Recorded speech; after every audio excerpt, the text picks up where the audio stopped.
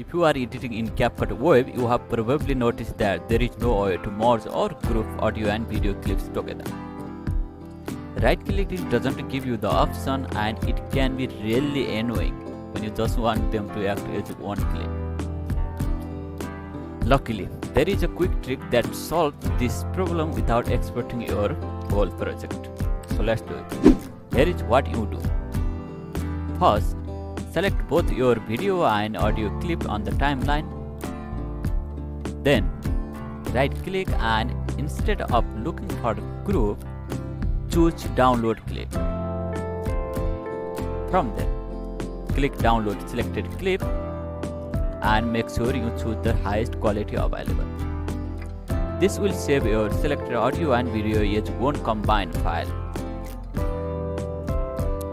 Once the download is finished, re-upload that new clip back into the CapCut and replace the original separate audio and video with this new single merged version. Now, your footage and sound are docked together as one clip and you won't have to worry about them getting out of the sync. And that's it.